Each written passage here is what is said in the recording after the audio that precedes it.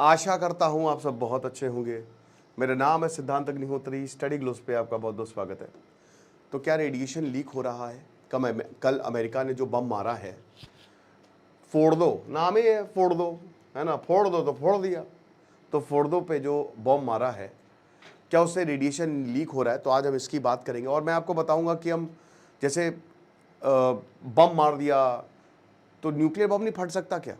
मतलब ये डेंजरस है ना कि आप एक न्यूक्लियर साइट में बम मार रहे हो, तो यानी कि न्यूक्लियर एक्सप्लोजन हो सकता है। तो ऐसा क्यों नहीं होता है? आज हम बॉम्ब्स के बारे में थोड़ा सा जानेंगे और बहुत सारी और भी चीज़ें देखेंगे। तो ये बेसिकली 3 फैसिलिटीज़ पर हमला किया है और कल पेंटागन ने सारी चीज़ें बताई कि 18 घंटे की फ़्लाइट ली थी, सिचुएशन रूम में सब कोई बैठा ही हुआ था और उसके बाद फिर हम डिएगो गार्सिया से हमने हमला किया, ऑपरेशन मिडनाइट हैमर ये नाम रखा।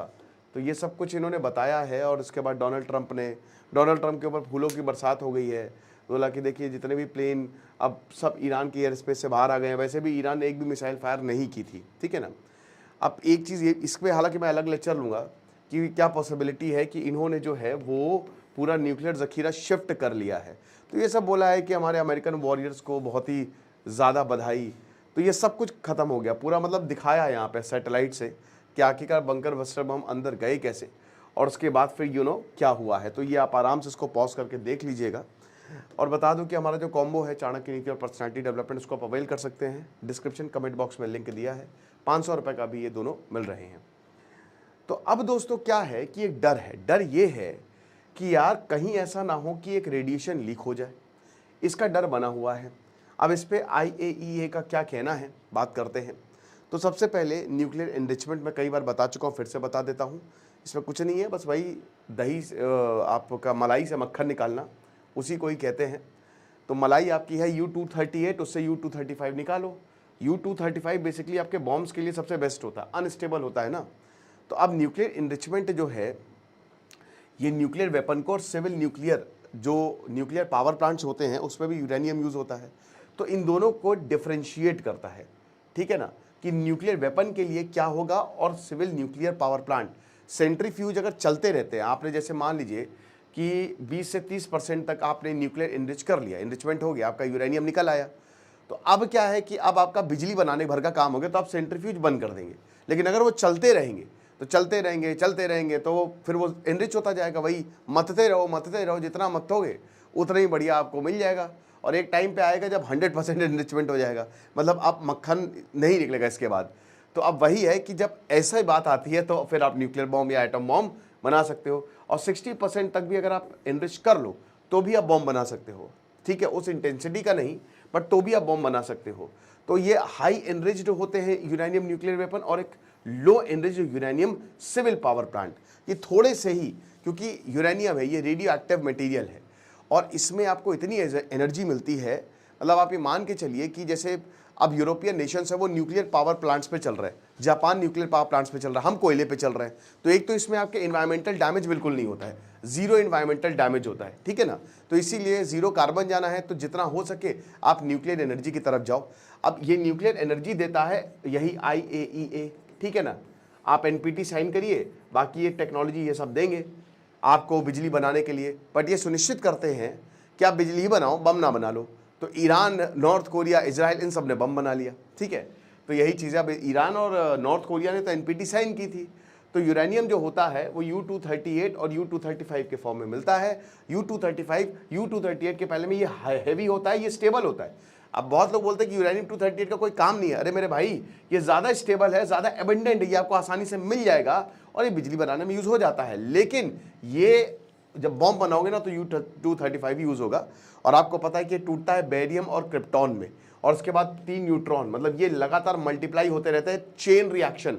अब अगर आप उसको कंट्रोल कर लेंगे तो आपका न्यूक्लियर रिएक्टर हो जाएगा वो, और अनकंट्रोल्ड है तो एटम बॉम्ब हो जाएगा। तो वो लगातार मल्टीप्लाई होगा जब तक इसमें फ्यूल रहेगा।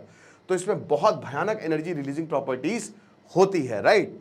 तो U-235 की बात करते हैं तो ये माइंड यूरेनियम को फिर यूरेनियम हेक्सा फ्लोराइड में कन्वर्ट किया जाता है। अच्छा, इसी का ही डर होता है, इसी के ही लीक का डर होता है और इसको फिजिकली सेपरेट किया जाता है। देखिए U-235 ये यूरेनियम होता है और बाकी U-235, U-238 ये सब भाई भाई है, मतलब ये होते हैं आइसोटोप्स। आइसोटोप्स क्या होते हैं? सब भाई होते हैं। जैसे हर एलिमेंट का एक आइसोटोप होता है। जैसे हाइड्रोजन, सबसे पहला हाइड्रोजन का एटॉमिक नंबर 1 है, ठीक है। तो अब हाइड्रोजन के प्रोटियम, ट्रिटियम और ड्यूटेरियम, ये 3 आइसोटोप है।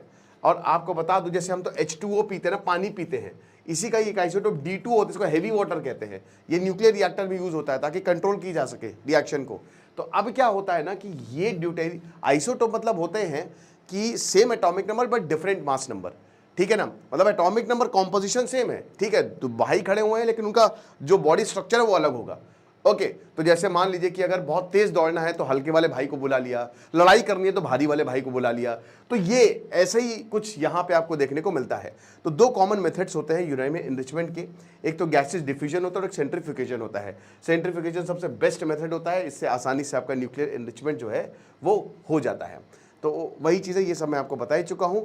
तो फिजनेबल, अच्छा ये देख लो, फिजन क्या होता है कि इस बड़े मॉलिक्यूल को तोड़ा जाता है, ठीक है ना। ये तोड़ता है और भयानक एनर्जी जो है वो रिलीज करता है और उसके बाद चेन रिएक्शन जो है वो शुरू हो जाती है। इसका उल्टा होता है फ्यूजन, ये मैं कई बार आपको बता भी चुका हूँ। ओके, तो ये चीज़ है। तो 3 से 5% भी अगर आपने एनरिच कर लिया, इतना भी इनफ है, आपकी बिजली मस्त आती है। लेकिन 90%, वह तो 60%, बट आइडियली अगर आप 90% तक पहुंच जाते हैं, जैसे भारत हो गया, जितने भी न्यूक्लियर नेशंस हैं, उन्होंने वो अपना सेंट्रीफ्यूज जो है वो बंद नहीं करते, ठीक है। तो 90% पे मतलब आपने मस्त बॉम्ब बना लिया, ठीक है। अब जो हमला हुआ है उसमें यही डर है कि कहीं ऐसा तो नहीं कि न्यूक्लियर रेडिएशन लीक हो रही है। अब दोस्तों आपको मैं एक चीज़ बताता हूँ, है ना, ये बात सच है, लेकिन अभी तक कोई रेडिएशन लीक जो है वो डिटेक्ट नहीं हुई है, ये IAEA ने बोला है, ठीक है। अब यहाँ पे दोस्तों होता क्या है कि आप ये सोचते होंगे कि भैया बम मार दिया तो क्यों न्यूक्लियर नहीं फट रहा है, ठीक है, ये भी तो बॉम्ब है ना। तो सुतली बॉम्ब की जगह जैसे मार दो फटफटा के, तो जैसे वही फैक्ट्री में आग लगी तो सारे बम फटेंगे एक साथ, ठीक है, सब में आग लगेगी। लेकिन इसमें क्यों नहीं ऐसा होता है? ईरान ने भी बोला है कि अभी तो ऐसा कोई दिक्कत नहीं है। तो दोस्तों ऐसा इसलिए होता है क्योंकि न्यूक्लियर वेपन आम बॉम्ब से अलग होता है। जो ट्रेडिशनल बॉम्ब्स होते हैं उसमें क्या केमिकल, जैसे आपका TNT, ट्राई नाइट्रोटोलुइन, वो एक केमिकल बॉम्ब, RDX, ठीक है, ये सब क्या होता है, ये अलग अलग तरीके के बॉम्ब होते हैं, ये केमिकल एक्सप्लोजिव हो सकते हैं। अब इसकी वजह से ये भयंकर इंपैक्ट कब होगा? जब आप इनको डेटोनेट करेंगे, ठीक है। टाइम बम होता है ना, वो रिमोट से डेटोनेट करते हैं। TNT को आप ऐसे दबाते हैं, माइनिंग में यूज होता है, या फिर आप इनको एनर्जी देंगे, ठीक है, या फिर ये बहुत तेजी से टकराएंगे, ग्रेनेड, ठीक है, मारते मस्त फ्रिक्शन टकराते हैं तो उसके बाद ये फट जाते हैं, है ना। लेकिन जो स्टोर्ड एक्सप्लोजिव होता है उसमें भी सेकेंडरी ब्लास्ट होता है। जैसे भारत ने मिसाइल मारी तो भाई इनकी जो ऑर्डिनेंस फैक्ट्री जहां पे बॉम्ब होंगे वो फट गए होंगे, बट न्यूक्लियर बॉम्ब बिल्कुल अलग होता है। न्यूक्लियर बॉम्ब से मैसिव एनर्जी, मतलब इस 1 सेकेंड से 1000वें भाग, मतलब बहुत कम में आपको मैसिव एनर्जी देखने को मिलेगी। आप पलक भी नहीं झपका पाएंगे, और आप मतलब अगर आप न्यूक्लियर बॉम्ब कहीं फटा है, कोई है, पलक भी नहीं झपकाएगा, वो खत्म हो जाएगा, उसको एहसास होने से पहले वो मर जाएगा। आप समझ रहे हो, इतना ज़्यादा इसमें भयानक होता है। तो ये मिड एयर डेटोनेट होते हैं, इम्पैक्ट नहीं कि यहाँ पे मारा, फ्रिक्शन हुआ तो ये डेटोनेट हो गए, ऐसा नहीं है, समझ रहे हो। तो इनको मिड एयर या फिर इलेक्ट्रोमैग्नेटिक रेडिएशन, भयंकर जब ये ब्लास्ट होता है तो ये ऐसे डेटोनेट नहीं होते हैं। अब यहाँ जो न्यूक्लियर मटेरियल है वो जाहिर सी बात है, वो एक्सीडेंटली अगर उसमें स्ट्राइक भी की जाए तो वो ऐसे डेटोनेट नहीं हो सकता। प्रॉपर कंडीशन चाहिए ताकि चेन रिएक्शन जो है वो इनिशिएट हो पाए। प्रॉपर प्रिसाइज कंडीशन पे ही चेन रिएक्शन जो है वो यहाँ पे इनिशिएट होती है, और स्ट्रेस, शॉक या एक्सटर्नल स्ट्राइक से कोई मतलब नहीं। तो इसीलिए जैसे हमने नूर खान बेस पे मारा, तो सिर्फ मारने से न्यूक्लियर एक्सप्लोजन नहीं होगा, वो बम कभी नहीं फटेगा, ठीक है। तो ये चीज है। अब दोस्तों प्रॉब्लम क्या आती है? प्रॉब्लम आती है दोस्तों यही जो यूरेनियम हेक्साफ्लोराइड के बारे में हमने बताया था, ये UF6, ठीक है ना, ये फ्लोराइड, ठीक है ना, 17 ग्रुप 17 एलिमेंट, और ये फ्लोरीन है ना, वो फसल ब्रायोट, फ्लोरीन, क्लोरीन। तो ये न्यूक्लियर एक्सप्लोजन जो होता है इसमें जो ये UF6 होता है ना, ये गैसेस फॉर्म में होता है, और बहुत सारे रेडियो एक्टिव सब्सटेंस, जैसे भाई आपने इसको स्टोर करके रख लिया UF6 फॉर्म में, ये लीक हो सकता है, डस्ट हो सकती है, ये न्यूक्लियर डस्ट जो है वो लीक हो सकती है, और वो भी बहुत ज़्यादा खतरनाक होती है। न्यूक्लियर से रिलेटेड कुछ भी किया, क्योंकि इसमें क्या होता है भाई, रेडियो एक्टिविटी क्या होती है, अल्फा बीटा गामा, ठीक है। तो गामा रेडिएशन बहुत खतरनाक होती है, आपके DNA को डैमेज कर सकती है, कैंसर। सबसे खतरनाक मौत दोस्तों रेडिएशन से होती है, सबसे खतरनाक। रेडिएशन से मतलब अगर आप मुझसे पूछे कि टॉप 10 मौतें कौन सी हैं, वैसे तो बहुत डेंजरस है, लेकिन रेडिएशन, आपको लगेगा अगर रेडिएशन आपने खा लिया, आपको लगेगा वाह मजा आ गई, बहुत बढ़िया, आप एकदम फिट सलमान खान स्टाइल में भागोगे, बोलोगे वाह टॉम क्रूज स्टाइल में, कि इतना अच्छा तो कभी लगा ही नहीं। लेकिन दूसरे दिन आपकी बॉडी गलने लगती है, आपका मांस जो है ना वो गलने लगता है, कैंसर से लेकर पता नहीं क्या क्या। तो इसीलिए जो है ये बहुत खतरनाक है, ठीक है यार। पता है 2 बार कैमरा ऑफ हुआ है, ठीक है 2 बार, और मेरा मूड इतना खराब हो जाता है क्योंकि मैं एक टेक में करता हूँ, अब उसके बाद क्या कैमरा ऑफ हो गया है ना, पता नहीं क्या प्रॉब्लम, 2-3 कैमरा यूज़ करके देख लिया, ये हो ही जाता है और फिर फ्लो टूट ही जाता है। तो यही है।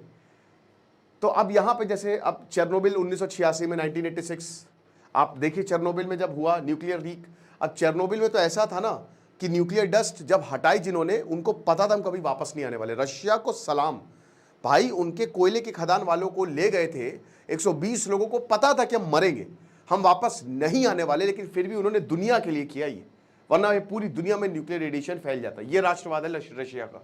उसके बाद फुकुशिमा 2011 में जो हुआ, वहां पे भी न्यूक्लियर रेडिएशन लीक का बहुत बड़ा खतरा था जब सुनामी आई थी जापान में। फिर अभी रशिया ने जब ज़ैपोरिज़िया पावर प्लांट पे हमला किया, आपको पता ना यूक्रेन भी एक न्यूक्लियर पावर हो सकता था, उसके पास न्यूक्लियर वेपन आ सकते थे, लेकिन रशिया की वजह से यूक्रेन ने, क्योंकि सारे न्यूक्लियर जो है वो यूक्रेन में ही थे, रशिया के, सोवियत था ना बहुत बड़ा, तो वो सब त्याग दिए थे। तो जब यहाँ पे हमला हुआ था तो भी एक बहुत बड़ा डर बना था।